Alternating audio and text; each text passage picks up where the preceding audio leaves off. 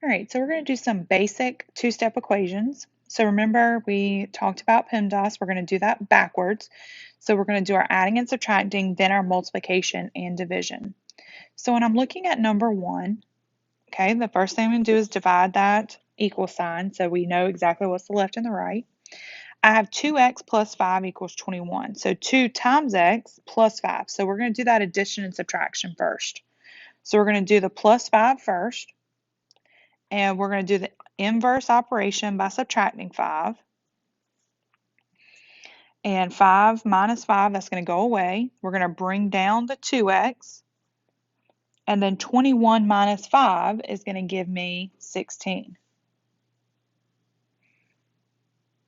All right, so now we have 2 times x equals 16. So we're going to have to do division here because we have multiplication.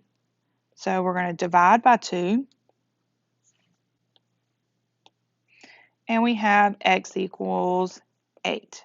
And of course we can check this out. So 2 times 8 is 16. 16 plus 5 does equal 21.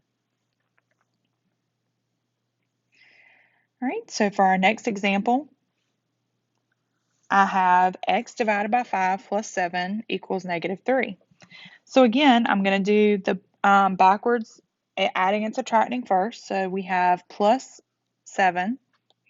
So I'm going to subtract 7 here to do the inverse. And that's going to give me x divided by 5 left over.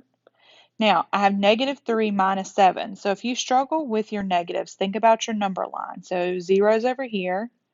So negative 1, negative 2, negative 3. And basically from there, you can count your spots. So if we're at negative 3, minus 7 means we're going to go back to the left. So I'm going to count 7 spaces. 1, 2, 3, 4, 5, 6, 7 is where I landed. So where is that located? So if this is negative 3, we have negative 3, negative 4, negative 5, negative 6, negative 7, negative 8, negative 9, and negative 10. All right, so now we have divided by 5. So we're going to inverse that divided by 5 by multiplying by 5. So we're going to multiply by 5 on both sides. So 5 divided by 5 cancels, leaving me with x equals negative 50.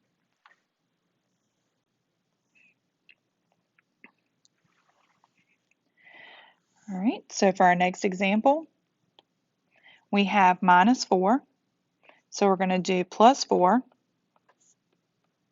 because that's that inverse operation. And that's going to leave me with 3b. That's going to cancel. And 11 plus 4 is going to give me 15. So again, I have 3 times b. So we're going to do the inverse operation, and we're going to divide by 3. And that's going to cancel. 3 divided by 3 is 1, so we're going to go ahead and mark that out. And b equals 5. Test that out. 3 times 5 is 15, minus 4 does equal 11.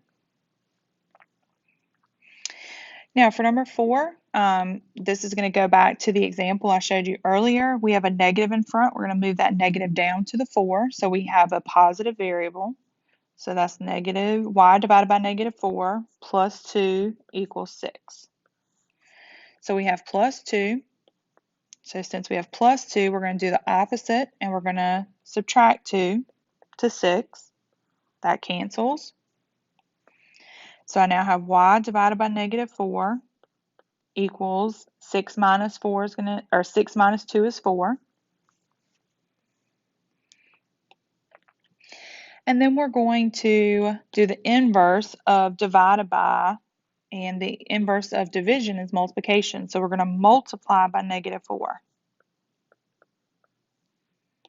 So negative 4 divided by negative 4, those are going to cancel. Y equals 4 times negative 4 is going to give me negative 16.